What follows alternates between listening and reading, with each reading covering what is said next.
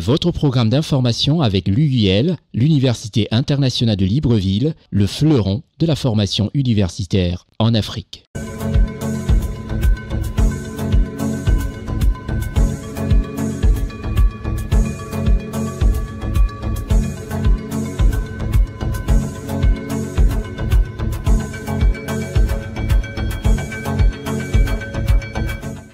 Merci de nous être fidèles à ce programme Constieka Week News qui parle de la politique africaine. Je suis Constieka. Dans ce programme hebdomadaire, nous allons parler du Togo, de la Côte d'Ivoire, du Cameroun, du Sénégal, du Congo et surtout nous irons aussi faire un tour en Égypte. Et à la fin de ce programme, le grand format sera consacré à un jeune et brillant Africain, expert en communication et surtout dans l'art oratoire. Restez les nôtres sur Constieka en Week News. Qu'est-ce qui fait des merveilles? Le président Faure Essosinbassingbe de la République togolaise. Le président togolais s'est envolé pour Abidjan. C'est dans sa résidence du Golfe à Abidjan que son Excellence Alassane Ouattara a reçu son homologue togolais, son Excellence Faure Essosinbassingbe. Au menu de cette rencontre, les problèmes du terrorisme, les sanctions des pays membres de la CEDEAO qui ont décidé de se constituer en AES, le départ du Mali, bien sûr, du Burkina, du Niger, de la CEDEAO. C'est un peu ce qui a rythmé cet entretien entre les deux chefs d'État, celui du Togo, Faure Essosinbassingbe, et le président de la République de Côte d'Ivoire, son Excellence Alassane Ouattara. Reportage, Raoul Sankoué. Le président de la République de Côte d'Ivoire, son Excellence Alassane Ouattara, a eu un entretien ce jeudi 16 février 2024 à Abidjan avec son homologue du Togo, son Excellence Faure Essosinbassingbe, en visite d'amitié et de travail en Côte d'Ivoire. Les deux chefs d'État ont passé en revue la situation socio-politique et sécuritaire au sein de la communauté économique des États de l'Afrique de l'Ouest et de l'Union économique et monétaire ouest-africaine. Ils ont également évoqué la décision de certains pays de quitter la CEDEAO ainsi que la situation humanitaire des populations dans ces pays. Monsieur le Président, c'est toujours un plaisir de vous revoir. Comme vous l'avez constaté, nous avons passé beaucoup de temps, 2 heures de temps ensemble. Nous avons passé en revue les difficultés, les préoccupations que nous avons au niveau de la sous-région, que ce soit au niveau de la CEDEAO comme de l'UMOA. Et le président Faure a été désigné comme le facilitateur, le médiateur par la CEDEAO pour nous aider à trouver une solution avec le Niger. L'Afrique de l'Ouest est un bloc où les choses se sont bien passées jusqu'à très récemment. Et nous devons tout faire pour que cela continue. Le président de la République togolaise, en sa qualité de médiateur de la CEDEAO pour le Niger, s'est réjoui de la qualité de l'entretien avec le chef de l'État ivoirien, son Excellence Alassane Ouattara, et a encouragé ce type de réflexion et d'échanges bilatéraux, indépendamment des sommets ou des conférences, en vue de trouver des solutions pour un retour à la paix, à la sécurité et à la stabilité dans la sous-région. Ça a été une discussion difficile parce que les problèmes le sont. Notre région, je crois, n'a jamais connu de telles épreuves. Le problème du terrorisme qui nous affecte tous, parce que nous disons toujours que quand un pays est affecté, l'ensemble de la communauté est affecté. Et un problème qui dure.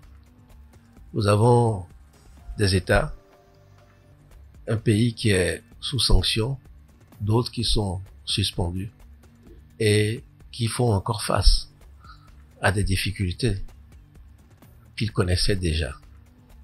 Donc, nous nous sommes préoccupés, le président et moi-même, de la situation humanitaire dans les différents pays et nous nous sommes interrogés sur la nécessité peut-être de réexaminer ou réévaluer nos stratégies de gestion et de règlement de ces crises-là. Nous sommes préoccupés également par la décision prise par nos frères de quitter la CEDEAO. Et nous croyons qu'un dialogue est toujours possible. Ils ont conclu à la nécessité de réévaluer les stratégies de gestion et de résolution de ces crises en privilégiant le dialogue et la concertation.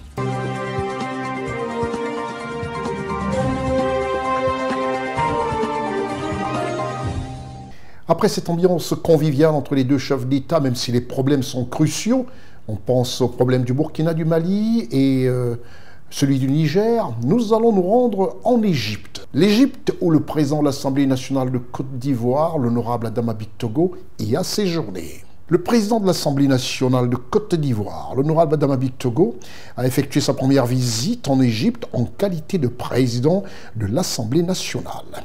À cette occasion, le président de l'Assemblée nationale, l'honorable Adama Bitogo, a multiplié des rendez-vous avec des hommes d'affaires, des politiques, pour le bonheur du peuple de Côte d'Ivoire. Reportage Raoul Sankoué. L'honorable Adama Bitogo effectue une visite officielle d'amitié et de travail en Égypte sur l'invitation de son homologue égyptien, le docteur Hanafi Ali Jebali, président de la Chambre des représentants de la République arabe d'Égypte. Du 18 au 20 février, Adama Bitogo aura des entretiens avec des hauts dirigeants égyptiens sur les orientations et mesures visant à promouvoir les relations entre les deux pays. Il s'agit de sa première visite officielle en Égypte en tant que président de l'Assemblée nationale de Côte d'Ivoire. Pour cette première journée du 18 février 2024, le président de l'Assemblée nationale de Côte d'Ivoire, l'honorable Adama Bitogo, s'est entretenu dans l'après-midi avec le gouverneur du Caire, Khaled Abdel Ahal. Les deux hommes ont échangé sur les divers axes de collaboration entre la Côte d'Ivoire et l'Égypte. Heureux vraiment d'accueillir la délégation du président de l'Assemblée ici au sein du gouvernorat. Nous allons dès maintenant mettre les bases d'une coopération entre la Côte d'Ivoire et le gouvernorat. Les prochains jours, nous allons avoir beaucoup d'échanges, de visites entre les deux délégations et qu'une coopération durable sera installée entre l'Égypte et la Côte d'Ivoire. Un film institutionnel a permis de retracer l'historique de la nouvelle capitale administrative du Caire en cours de construction depuis 2015 dans le désert égyptien. Cette visite nous a permis de noter que le Caire comptait plusieurs bidonvilles. Nous avons vu un film qui nous a permis de dire que tout est possible.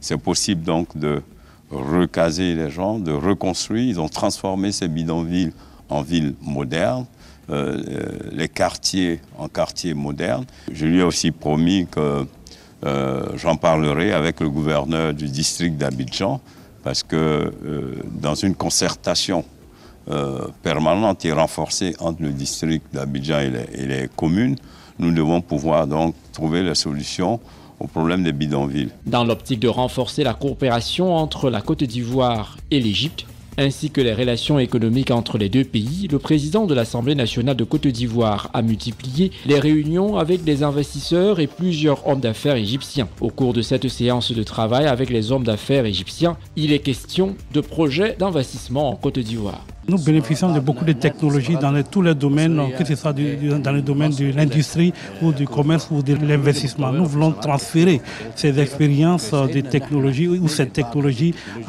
aux Ivoiriens. Nous souhaiterions que ce genre de relations continuent entre les hommes d'affaires ivoiriens et les hommes d'affaires égyptiens afin d'approfondir les relations et la coopération entre les hommes d'affaires des deux pays. Avec les dirigeants de la compagnie aérienne Egypt Air, les échanges ont porté sur la reprise des vols de la compagnie Egypt Air entre l'Égypte et la Côte d'Ivoire. Dans nos échanges, il nous a donc confirmé de ce que Egypt Air, dans les mois à venir, disons au plus tard au mois de juillet, il ouvrira donc la ligne Egypt Air, donc ce qui permettra d'avoir une fluidité entre l'Égypte et la Côte d'Ivoire.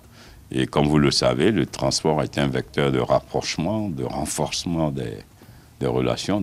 Le président de l'Assemblée nationale de Côte d'Ivoire, l'honorable Adama Bitogo, a par la suite eu un entretien avec le constructeur d'autobus MCV. La mission du président de l'Assemblée nationale, Adama Bitogo, vise à souligner la détermination des hauts dirigeants des deux pays à continuer de porter les relations entre les deux pays à une nouvelle hauteur et à consolider les liens diplomatiques et économiques.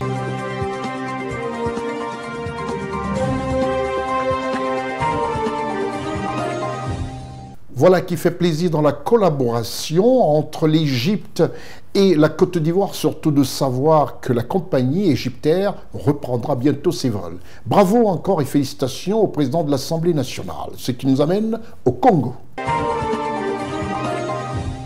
Nous allons au Congo, le Congo du président Sassou Nguesso, dont la capitale est Brazzaville, et nous allons ensemble regarder les différentes évolutions et surtout ce qui marque aussi le pas politiquement du côté de ce pays d'Afrique centrale. Au Congo-Brazzaville, c'est vers l'élaboration d'un programme d'accélération, de mise en œuvre du plan national de développement à Brazzaville, en présence du Premier ministre congolais, M. Anatole Koliné-Makosso. Ce programme de développement ne peut être que profitable pour les populations congolaises. Reportage Raoul Sankoué.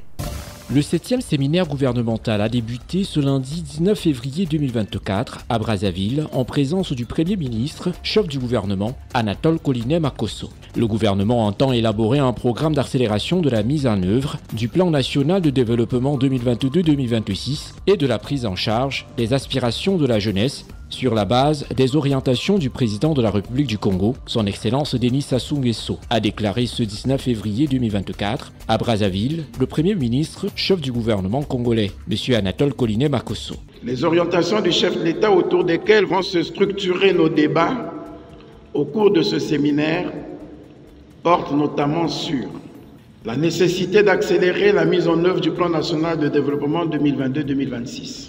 L'urgence de mettre en œuvre un programme de prise en charge de la jeunesse en cette année 2024, décrétée année de la jeunesse. Le besoin d'engager d'importants travaux d'assainissement aux fins de renforcer la résilience urbaine de nos villes. L'exigence de mettre en œuvre un plan d'urgence et de contingence pour faire face aux catastrophes humanitaires découlant des inondations, des vents violents, des érosions et glissements de terrain.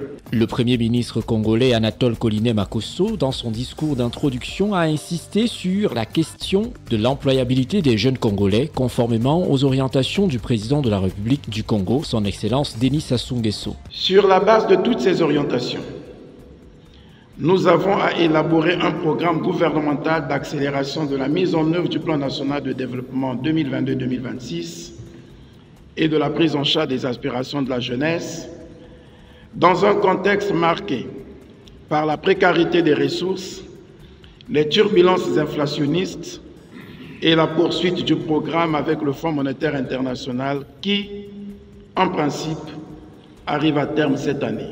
Le programme gouvernemental en élaboration est donc structuré en 4 sous-programmes que sont le sous-programme Pro-Jeunes sur l'employabilité, l'entrepreneuriat, l'éducation et l'accompagnement des jeunes. Les particularités de ce 7e séminaire gouvernemental, a rappelé le chef du gouvernement, sont de répondre aux directives et orientations données par le président de la République, son Excellence Denis Sassou Nguesso, de sa tenue dans un contexte d'année de la jeunesse et à moins 2 semaines de l'Assemblée générale du Conseil consultatif de la jeunesse, convoqué par le président de la République du Congo du 28 février au 2 mars 2024. Les orientations du chef de l'État partent également sur le besoin d'engager d'importants travaux d'assainissement aux fins de renforcer la résilience urbaine des villes du Congo, l'exigence de mettre en œuvre un plan d'urgence et de contingence pour faire face aux catastrophes humanitaires découlant des inondations, des vents violents, des érosions et de glissements de terrain.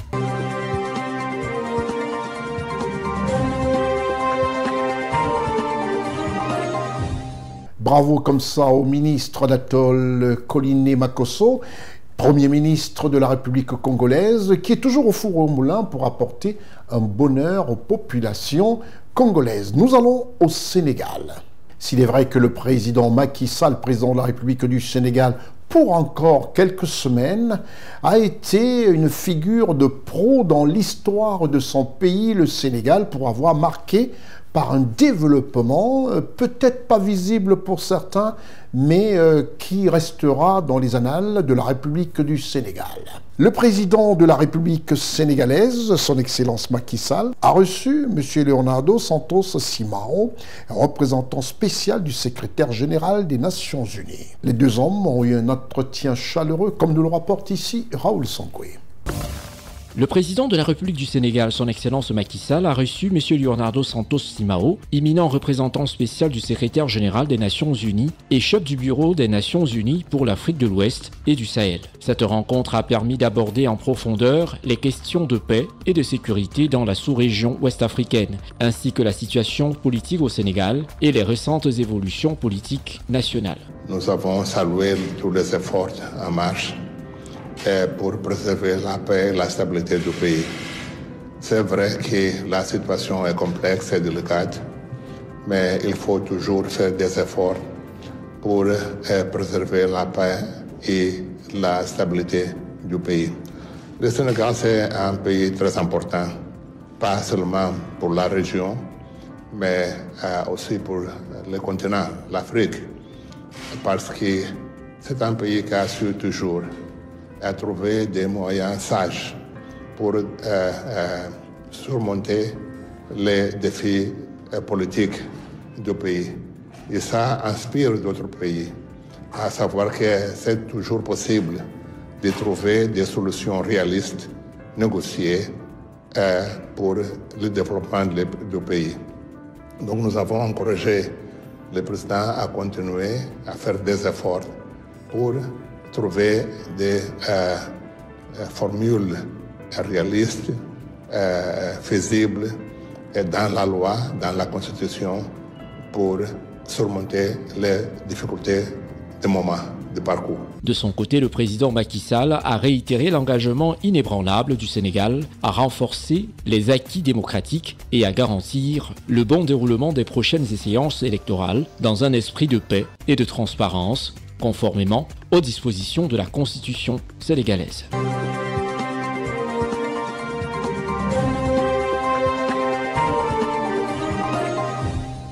Le Sénégal, ce pays frère qui connaît un peu quelques troubles, mais les choses rentreront dans l'ordre parce que nous savons la maturité du peuple sénégalais à la chose politique et surtout à la démocratie. Direction la Côte d'Ivoire. La Côte d'Ivoire, championne d'Afrique tout-terrain, ici pas de coupure d'électricité, ici pas de coupure Internet, ici pas de coupure de tout. Nous sommes en Côte d'Ivoire, le pays dirigé par son Excellence le président Alassane Ouattara. Une personnalité politique de très haut vol, comme j'ai pour habitude de dire, qui parle peu, moins de discours, et surtout qui pose des actes, et des actes dont toute la planète s'en est rendu compte à l'occasion de la 34e édition de la Coupe d'Afrique des Nations. On a vu le développement vertigineux de la Côte d'Ivoire. C'est de ces Côtes d'Ivoire que nous allons parler, et surtout de l'agenda présidentiel. Le président de la République, son Excellence Alassane Ouattara, a reçu en audience au palais présidentiel, au plateau, M. Jean-Marie Bockel, envoyé personnel du président de la République française, M. Emmanuel Macron. Une rencontre qui s'est tenue au palais présidentiel de la République de Côte d'Ivoire le mercredi 21 février 2024, en présence du ministre directeur de cabinet présidentiel, M. Fidel Sarasso, ainsi que du ministre d'État, ministre de la Défense de Côte d'Ivoire, M. Téné Birahima Ouattara. La caméra de notre reporter spécial, Ousmane Koulibaly, a entériné ces très belles images. Le reportage, Ousmane Koulibaly, Raoul Sankoué. Le président de la République de Côte d'Ivoire, son Excellence Alassane Ouattara, s'est entretenu ce mercredi 21 février 2024 au palais présidentiel du plateau à Abidjan avec M. Jean-Marie Bockel, envoyé personnel du président de la République française, son Excellence Emmanuel Macron. Au centre des débats, la coopération militaire de la France avec les pays africains qui jusqu'ici consistait dans une large mesure à la présence des bases militaires françaises en Afrique. Désormais, la coopération militaire française prendra une autre forme. Nous avons eu avec le président de la République un échange à la fois très, pour nous, très marquant. Le président a pris le temps, bien sûr, de nous écouter, mais aussi de nous parler, de nous donner sa vision sur la fois son pays et l'environnement régional, hein, à la fois les perspectives, mais aussi les soucis, les problèmes auxquels forcément on est confronté. Nous avons, dans cet esprit bien sûr, et dans cet échange riche, eu l'occasion de saluer la qualité de la relation entre la France, et la France aussi comme partenaire européen avec les autres pays européens ici présents. Et c'est quand même une relation qui, y compris au niveau de l'engagement français, des investissements français, de nos entreprises, a fortement augmenté ces dernières années. Et le partenariat militaire et sécuritaire se situe dans ce contexte. Et nous avons évoqué les perspectives, hein, de ce partenariat en matière de sécurité, et qui sont dans l'esprit, et je crois que c'est le plus important, des perspectives d'accompagnement, du renforcement de la force militaire souveraine de la Côte d'Ivoire. Monsieur Jean-Marie Bockel, envoyé spécial du président de la République française, a réaffirmé la nécessité de poursuivre les échanges et le dialogue avec les autorités ivoiriennes sur les enjeux militaires et sécuritaires pour aboutir à un accord sur un nouveau partenariat militaire et sécuritaire entre la Côte d'Ivoire et la France. Il est à noter que le ministre d'État, ministre de la Défense de Côte d'Ivoire, M. Téné Birahim Ouattara, et le ministre directeur du cabinet du président de la République, M. Fidel Sarasoro, ont pris part à cet entretien.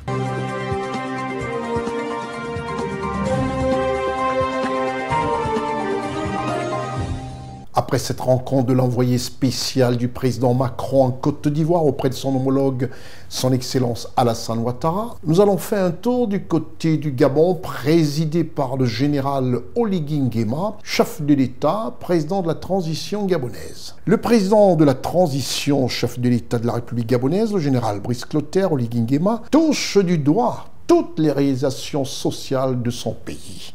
C'est une façon de faire qui est appréciée par les Gabonais ainsi que tous qui sont hors de la Côte d'Ivoire. Reportage Teddy Ossé, Raoul Sankoué. Le bien-être des populations de la ville de Moanda et ses environs est une priorité de l'État gabonais. Les fruits du partenariat public-privé entre l'État gabonais, la Comilog et le groupe Eramet.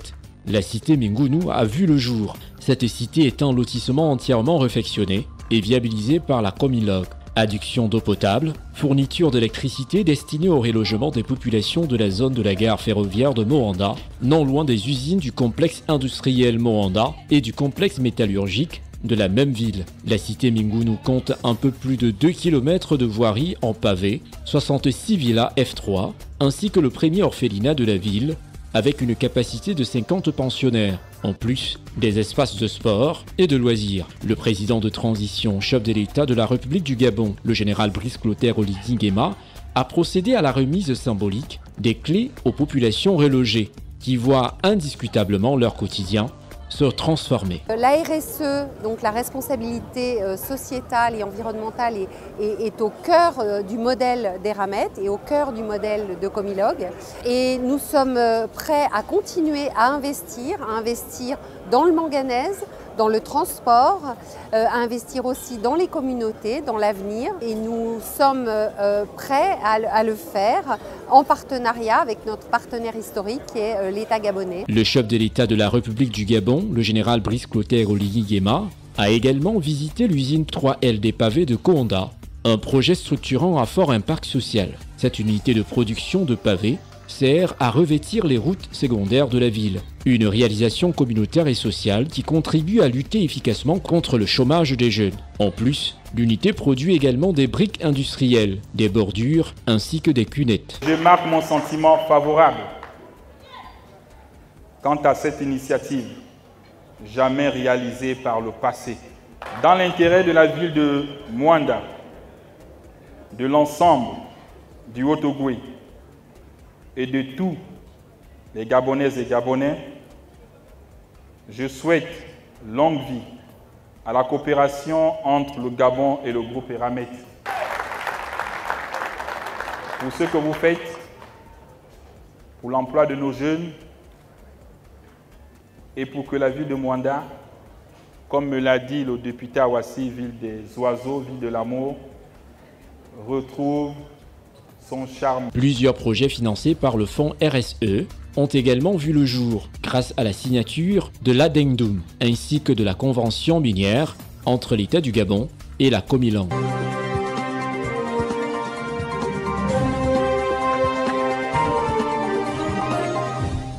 Nous quittons le Gabon pour revenir en Côte d'Ivoire. Je parlais tantôt de cette 34e édition qui aura marqué toute la planète, 34e édition de la Coupe d'Afrique des Nations. Et nous allons parler des prouesses d'un ministère, un ministère dont on parle peu. Mais grâce à ce ministère, les plus de 5000 médias internationaux qui ont pris d'assaut la Côte d'Ivoire n'ont eu aucun couac. À utiliser les réseaux sociaux, à utiliser Internet, la fibre optique et tout ce que cela comporte. Et le ministère de la Transition numérique et de la digitalisation est quand même le ministère à citer et même à plébisciter. Et ce fut le cas pour toute la presse internationale de reconnaître les prouesses de ce ministère. Donc le premier responsable n'est autre que le ministre Khalil Ibrahima Konaté. Reportage Raoul Sankoué. Pas de couac au niveau du cyberespace ivoirien, malgré plus de 5000 médias accrédités à la Coupe d'Afrique des Nations, qui n'ont vécu que de bons moments dans la pratique de leur métier. Une réussite dans cet autre domaine que les hommes des médias attribuent au ministre de la Transition numérique et de la digitalisation, que dirige avec efficacité et sans tambour battant le ministre Khalil Ibrahim Konaté. Les cybernautes et adeptes des 23 pays, y compris les nationaux en Côte d'Ivoire, se sont régalés dans l'exercice de leurs fonctions, attestant tous la sécurisation du cyberespace ivoirien. On comprend aisément les sorties préparatoires à Yamoussoukro, en début janvier, du ministre Khalil Ibrahim Konaté en charge de la transition numérique et de la digitalisation. Ensuite, à la mi-janvier, sa visite stratégique à la direction de l'informatique et des traces technologiques, preuve de l'engagement du ministre Khalil Ibrahim Konaté envers la sécurité numérique de la Côte d'Ivoire.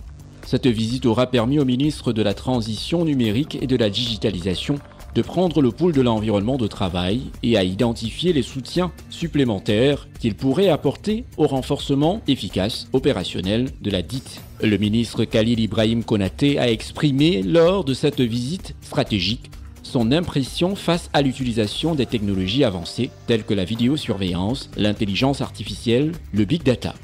C'est alors qu'il a témoigné son admiration à son collègue, ministre de l'Intérieur et de la Sécurité, pour son engagement à doter la DIT des moyens de pointe dans la lutte contre la cybercriminalité. Le ministre Khalil Ibrahim Konaté s'est engagé à soutenir les efforts de son collègue en charge de l'Intérieur et de la Sécurité face aux défis qui s'imposent au cyberespace ivoirien et à encourager la DIT et les entités concernées à maintenir la vigilance prônée par le président de la République, son Excellence Alassane Ouattara, pour la sécurisation de la CAN 2023 qui fut une réussite reconnue par plus de 2 milliards de téléspectateurs à travers la planète. Un record jamais égalé pour cette compétition, entraînant de facto une mention honorable à la cybersécurité nationale en Côte d'Ivoire.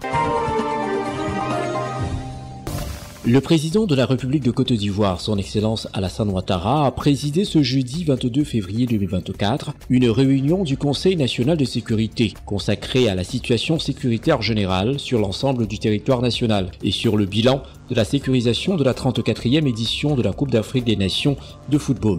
L'ordre du jour de la réunion a porté sur la situation sécuritaire générale, le bilan de la sécurisation de la 34e édition de la Coupe d'Afrique des Nations de football. Le communiqué du Conseil national de sécurité du jeudi 22 février 2024, ici donné par le secrétaire exécutif du Conseil national de sécurité, M. Fidel Sarasoro. Une réunion du Conseil national de sécurité s'est tenue ce jeudi 22 février 2024 au palais de la présidence de la République, sous la présidence de son Excellence M. Alassane Ouattara, président de la République. Le président de la République, conformément à son engagement d'œuvrer résolument à la consolidation de la paix dans notre pays, a informé le Conseil national de sécurité de sa décision d'accorder la grâce présidentielle à des personnes civiles et militaires condamnées pour des infractions commises lors des crises post-électorales ou pour atteinte à la sûreté de l'État. La liste complète des bénéficiaires de cette mesure de grâce, au nombre de 51, est annexée au présent communiqué. Parmi ces personnes figurent notamment M. Dogo Blé Bruno, M. Nyatoa Kate Paulin, M. Kassé Kwame Jean-Baptiste et M. Kone Kamaraté Souleymane. En outre, le président de la République a instruit le garde des Sceaux, ministre de la Justice et des Droits de l'Homme, en vue de prendre les dispositions appropriées auprès du parquet concernant les mises en liberté provisoire de 6 personnes en détention préventive dans le cadre des procédures liées aux infractions ci-dessus mentionnées. Le chef de l'État a donné des instructions au Premier ministre chef du gouvernement afin de prendre des mesures immédiates pour l'érection, dans les plus brefs délais, des mémorials en hommage aux victimes des graves crises que notre pays a connues au cours de ces dernières années. Il faut rappeler que le 13 février dernier, au palais de la présidence de la République à Abidjan, célébrant la victoire des éléphants en finale de la Coupe d'Afrique des Nations de football, le chef de l'État ivoirien, son Excellence Alassane Ouattara, avait annoncé de prochaines mesures destinées à renforcer la cohésion nationale.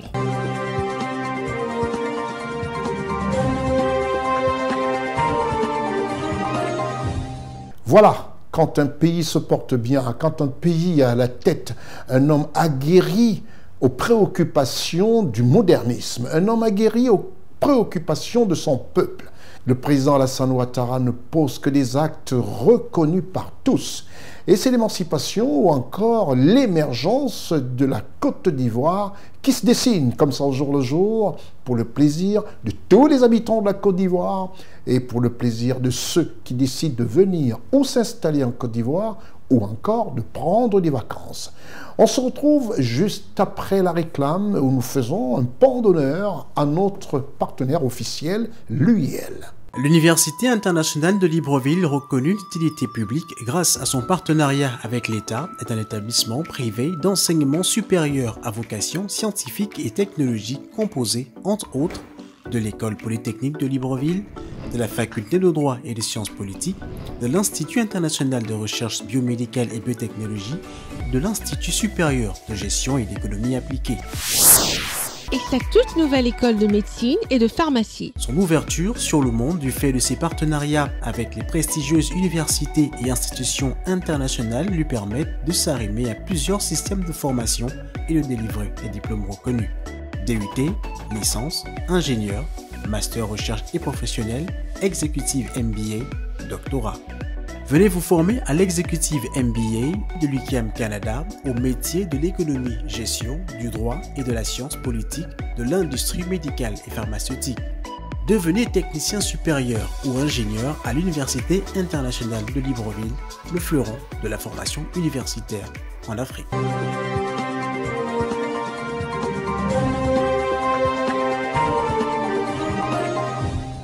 Après cette marque de confiance de cette université, l'UIL, l'Université internationale de Libreville, nous amène directement à faire un tour à côté du Gabon, c'est-à-dire au Cameroun, le pays que dirige le président Paul Biya.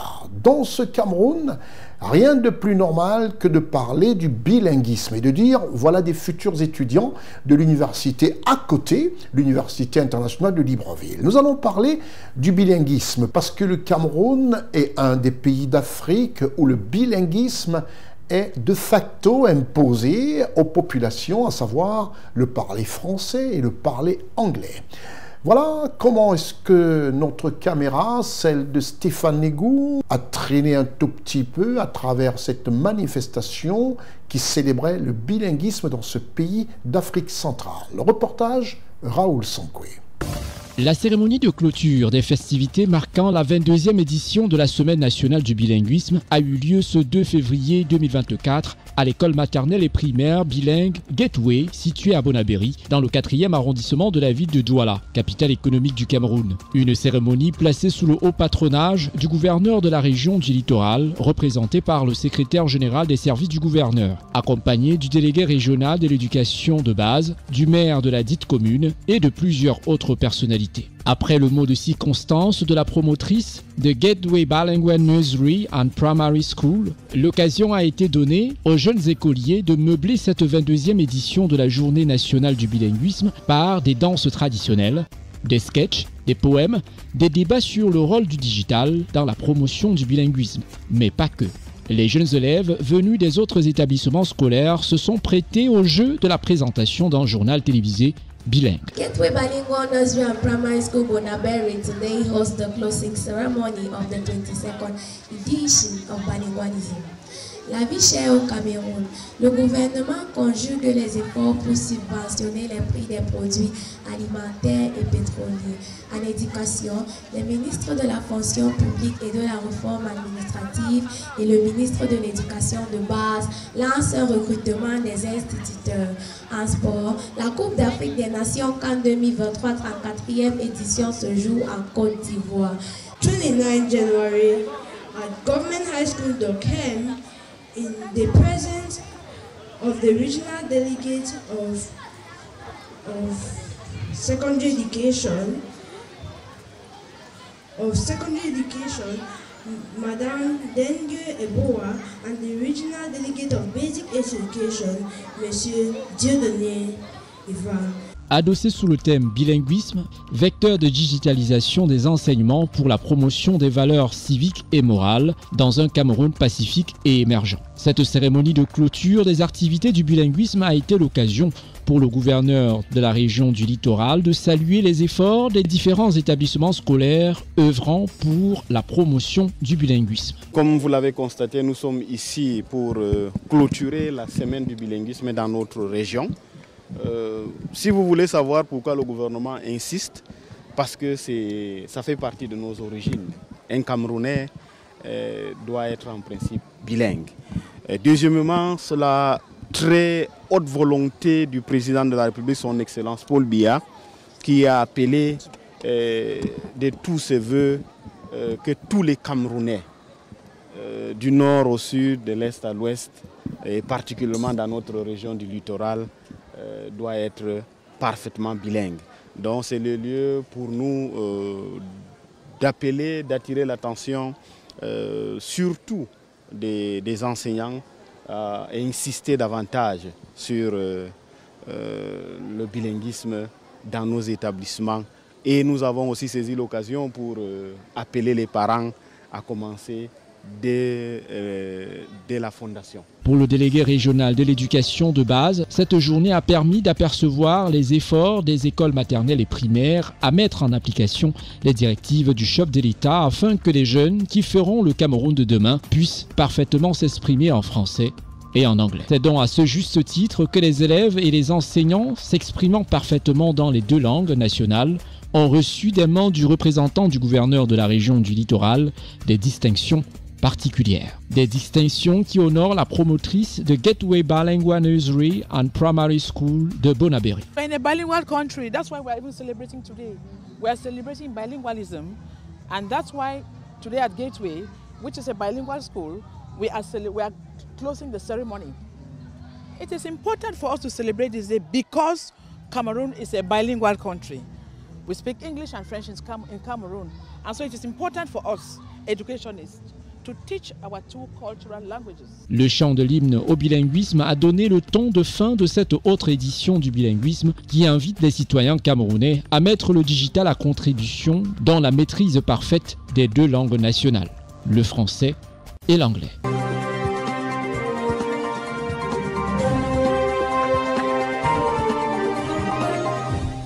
que ça fait plaisir de voir des enfants à ce bas âge s'exercer à notre profession, à la profession des journalistes, à la profession des communicants, à la profession de ceux qui doivent utiliser l'art oratoire, parler face à la caméra ou encore parler face au public. Cela nous amène à vous parler aujourd'hui d'un homme, d'un grand homme, d'un docteur. Il est spécialisé dans l'art oratoire, il est docteur en communication, expert en stratégie de communication politique. Il nous arrive d'un pays qui fait aussi la fierté du continent, à savoir le Sénégal, et c'est l'heure du grand format. Notre grand format est consacré à celui que j'appelle un frère, à celui que j'appelle simplement, je dirais, sans exagérer, un collègue. Quelqu'un qui aujourd'hui le verbe et surtout sait l'utiliser comme il le faut et là où il le faut. Il est juriste de formation et communicant, docteur en sciences politiques, expert en communication et leadership. Docteur Cheikh Omar Diallo est le fondateur de l'école EAO de Dakar, spécialisée dans l'art oratoire et le leadership. Il est auteur de plusieurs ouvrages, pour ne citer qu'un, La parole gouverne le monde. Ce traité de l'éloquence vous révèle les directeurs vous permettant de prendre la parole n'importe où, n'importe quand et devant n'importe qui. Vous verrez Dr Cheikh Omar Diallo dans un entretien réalisé à Dakar comment celui qui est appelé à juste titre le formateur des formateurs donne les clés et les outils pour une communication d'impact et d'influence.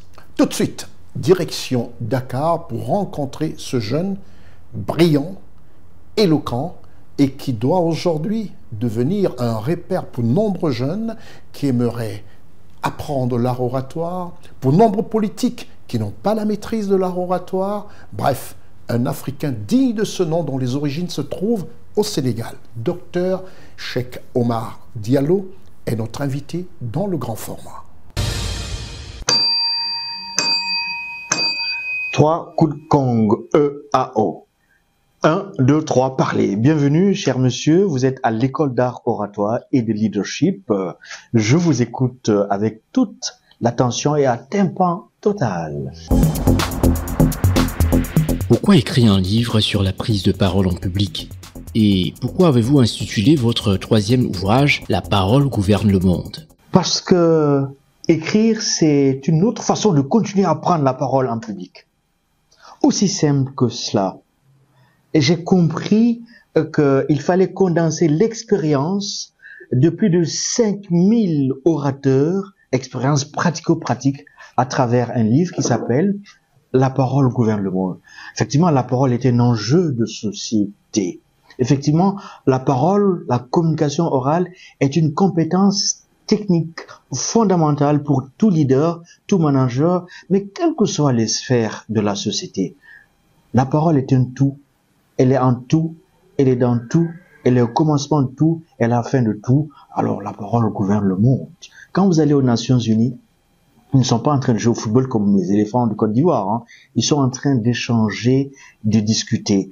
Et donc, la première précision, c'est quoi? Il n'existe pas d'amour sans la parole. Il n'existe pas d'entreprise sans la parole. Il n'existe pas de dialogue sans la parole. La guerre finit toujours par la parole. La paix, c'est la parole. Comment expliquez-vous la toute première phrase de votre ouvrage, à savoir « Le bon orateur n'est pas seulement celui qui s'exprime bien, mais aussi celui qui s'exprime vrai ». Exact. Parce que nous sommes dans l'examen du réel. C'est ça la différence entre les beaux parleurs et les bons orateurs. On se méfie jamais assez du beau parleur. Or, le bon orateur, c'est celui qui a une parole performative. La parole est action ou rien. Ce n'est pas jongler avec les mots. Ce n'est pas tromper avec les mots. Ce n'est pas mentir avec les mots. C'est être soi-même. C'est être vrai. C'est être authentique. Tout le monde sait parler, mais tout le monde ne s'exprime pas bien. Et au-delà de cela, tout le monde ne s'exprime pas vrai. Le degré le plus élevé de la prise de parole, c'est être soi-même, c'est s'exprimer vrai, la bonne parole, la parole juste, la parole vraie. C'est cela également la différence entre la grande éloquence et la grande éloquence. on ne se méfie jamais assez des beaux parleurs. Ici, dans notre institution, après avoir formé plus de 5000 orateurs, il y en a plus, nous mettons l'accent sur les bons orateurs, le bon et bel orateur. Et on se méfie vraiment du beau parleur qui est dans la corruption de la parole. Et c'est d'ailleurs pour cela qu'il y avait un risque, parce que quand nous avons créé cette école, au début on disait, mais il a du cran, quel culot formidable. Dans un pays de parlotte où tous les Sénégalais savent parler, Dr Diallo nous amène l'école d'art orateur de leadership. Mais non, il s'agit surtout pas de cela. Il s'agit de la parole en entreprise. Les techniques de présentation, un projet mal expliqué est un projet mort, excusez-moi. Or, le bon présentateur ne peut pas sauver une mauvaise présentation. La mauvaise présentation ne peut pas sauver une bonne présentation. Il faut à la fois une bonne présentation, un bon présentateur. Et ça répond à des normes, à des outils, à des techniques. Scindé en 3 grandes parties, notamment de l'acte 1 à l'acte 3, vous abordez dans la première grande partie par les 10 règles d'or. Qu'est-ce qu'il en est dans la pratique? Il s'agit d'abord de la première figure oratoire. Le secret le mieux gardé de tous les bons orateurs, c'est la préparation. Il faut tailler indéfiniment son crayon pour bien dessiner.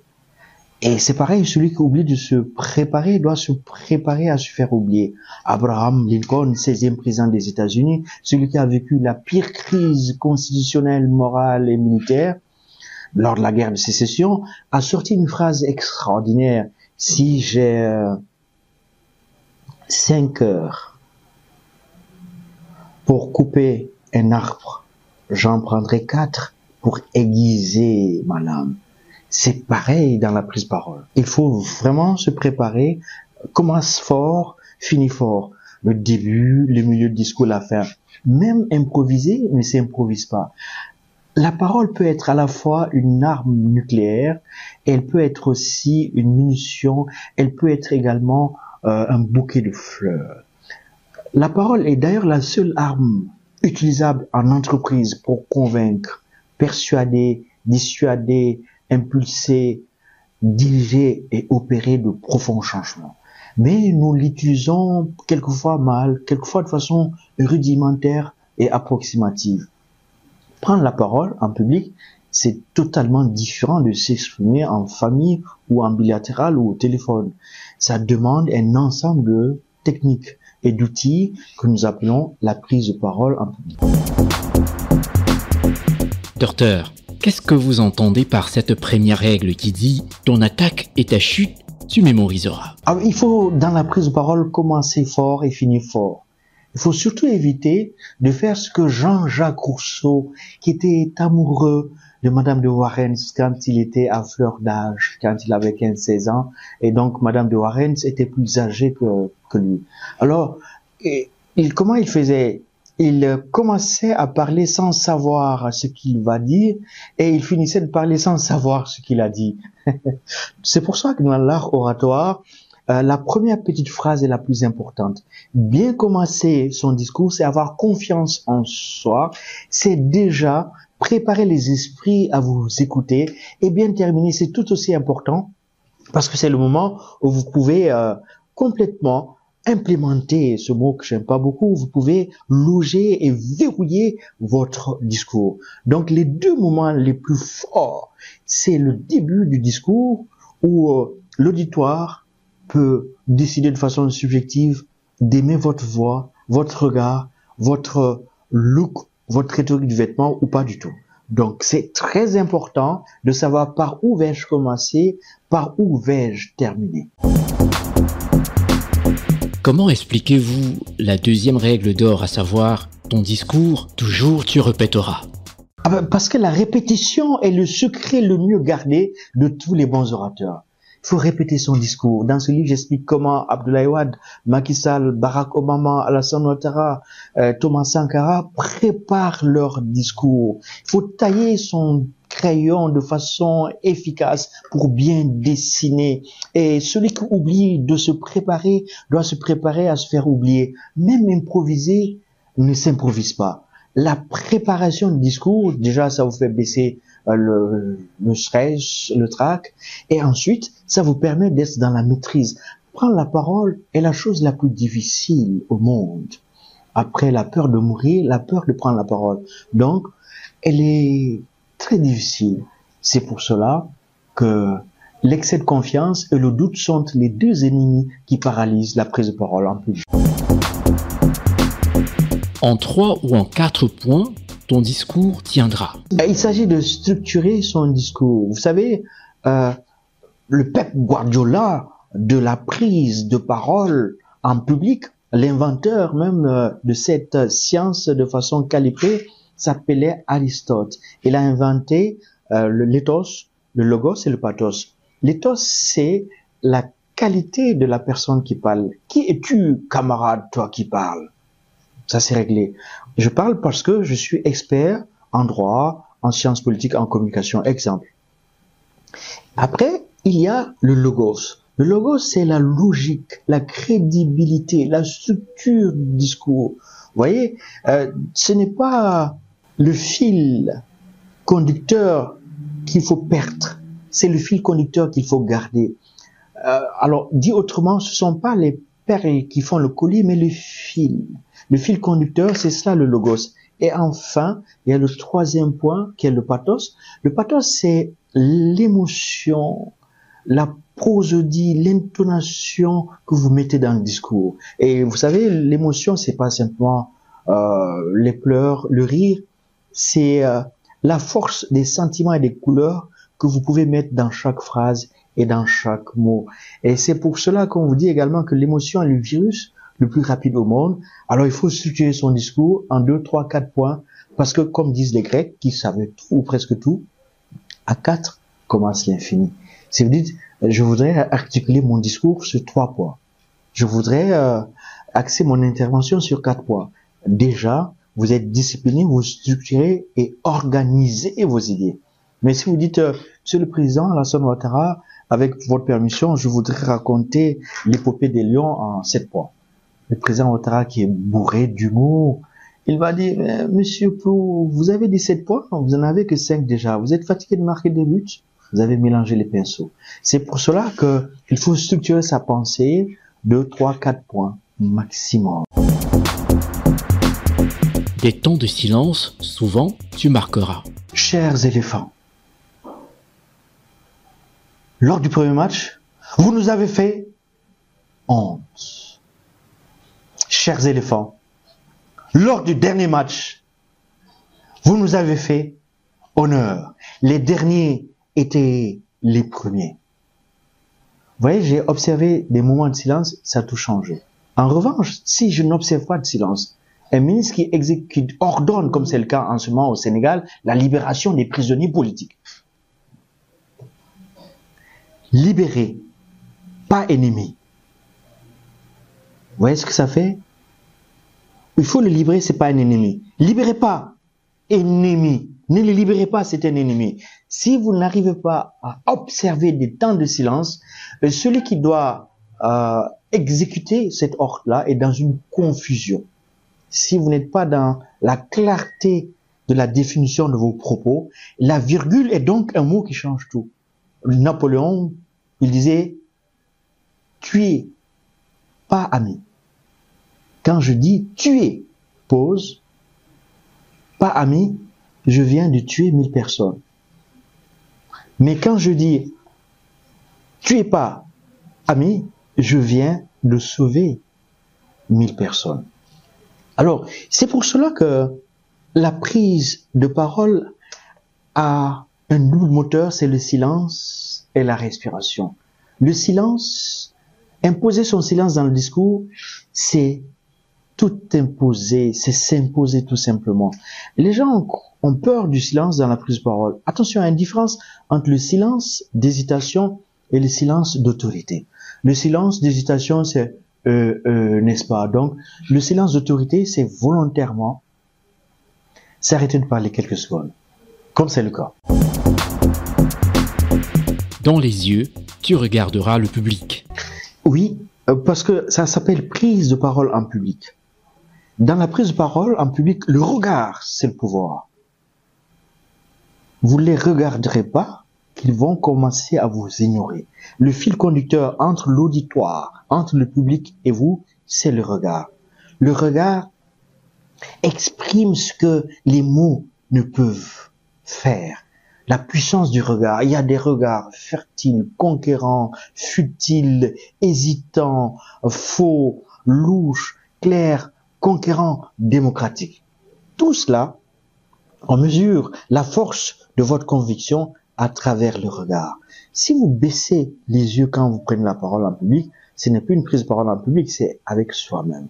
Donc, il y a des fautes de regard qu'on appelle les regards manqués. Le regard unidirectionnel qui cherche par exemple une seule direction, le regard qui cherche l'approbation de son patron, le regard par le haut, je regarde le bout de mes chaussures, ou le regard le plafond, ce sont des actes manqués. Lorsqu'on prend la parole en public, et il y a autant de regards que de personnes présentes dans la salle. Donc vous devez distribuer votre regard, soit de droite à gauche, au milieu, ou ainsi de suite, le regard qu'on appelle circulaire, le regard démocratique, ainsi de suite. Techniquement, en formation, je peux insister là-dessus. Mais ce qu'il ne faut pas faire, c'est d'éviter le regard. Évidemment, en famille, devant les autorités coutumières religieuses, on demande de ne pas regarder son vis-à-vis en face. Mais jamais on vous a dit que lorsque vous prendrez la parole devant vos camarades, vos collègues pour convaincre qu'il ne faut pas les regarder. Mais le regard, il exprime, il supprime, il sublime, il imprime, il réprime, il déprime. Le regard et le silence sont les deux moteurs de la prise de parole. Ce sont les deux maîtres étalons de la réussite d'une prise de parole. Ton texte, tu articuleras et déclameras. Parce qu'en général, il y a une différence entre lire son discours et prononcer son discours. Vous voyez, quand on prononce un discours, on passe plus de temps à interagir avec le public, donc 60% interaction du regard et le reste peut-être son support. C'est pour ça qu'il y a une différence entre lire son discours et prononcer son discours. Comment le sait-on? Lorsque une autorité supérieure, politique, religieuse, économique commence ses premiers mots en ayant les yeux fixés sur son support, on sait qu'il est venu pour lire un discours. En revanche, lorsqu'il interagit avec le public, on sait qu'il est dans la prononciation de son discours. Alors il faut articuler, parce que articuler, c'est sculpter la langue. La parole est un sport de combat. La parole est un art musculaire. La preuve, vous avez 17 muscles sur la langue. Et c'est pour cela qu'il faut articuler. Articuler, c'est l'effort supplémentaire qu'on fait pour être à la disposition d'écoute totale de l'autre. Ce n'est pas une fantaisie d'articuler. L'articulation fait appel aux consonnes, la prononciation fait appel aux voyelles. Le tout, c'est la diction. Si vous parlez les langues latines, le français, l'anglais, ce sont des langues qui demandent des efforts de prononciation, contrairement aux langues africaines. Vous voyez, c'est pour cela que quand vous parlez leur langue, il faut bien le faire. L'articulation, déjà, ça participe à l'audibilité et à l'intelligence du discours. Naturel, tu seras en restant toi-même. C'est ça l'authenticité. Il y a 7 milliards de personnes sur Terre. Et donc 7 milliards d'individualités. Il faut rester soi-même. Et c'est important. Pourquoi? Parce que quand vous n'êtes pas authentique tout de suite, on le sait. Même si c'est la première fois qu'on vous découvre, ce monsieur, il ne dit pas la vérité. Il y a un sixième sens qui vous le commande. Rester soi-même, c'est à la fois suivre les bons exemples, mais en même temps, ne pas faire ce pourquoi on est, ce dans quoi nous ne sommes pas à l'aise. La bonne posture, toujours, tu adopteras.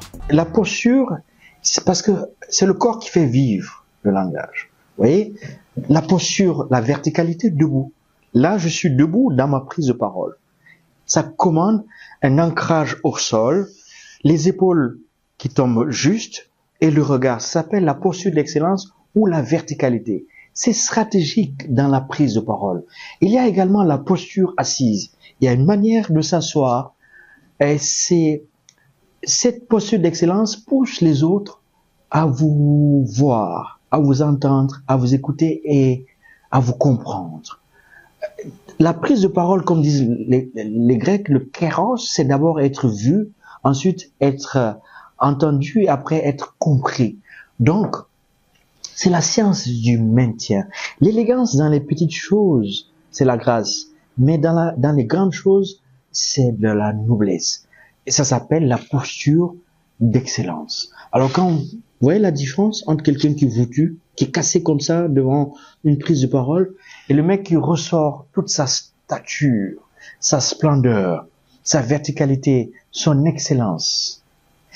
Et c'est cela le message silencieux. Dans ce livre, j'explique le message silencieux, très fort par ailleurs, de M. Patrice Talon. Le message silencieux, c'est le plus fort de tous les bruits. C'est le plus fort de tous les discours.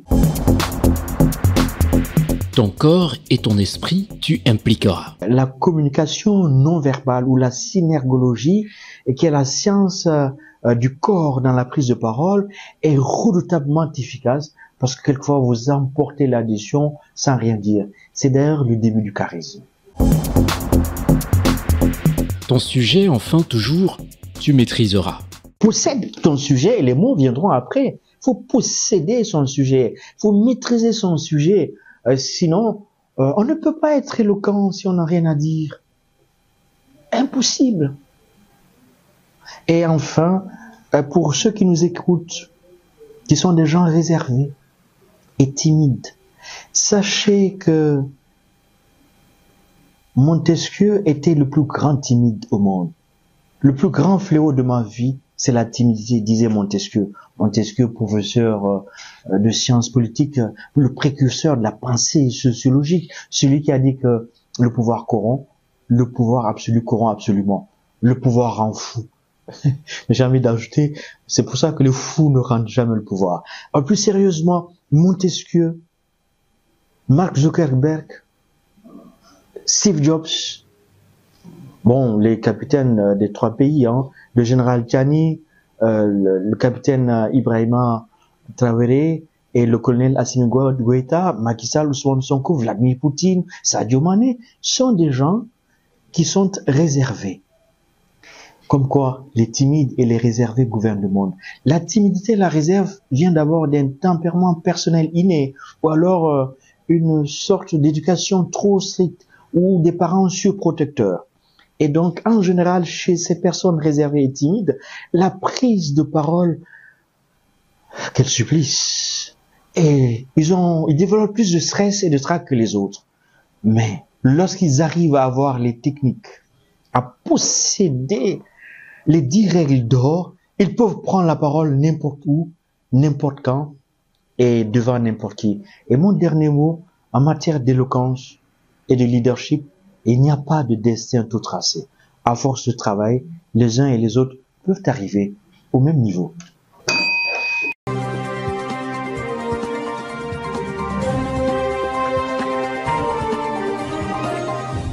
Tout en vous remerciant d'avoir suivi ce programme, n'oubliez pas toutes les rediffusions de ce programme hebdomadaire sur vos médias. C'était votre programme d'information avec l'UIL, l'Université internationale de Libreville, le fleuron de la formation universitaire en Afrique.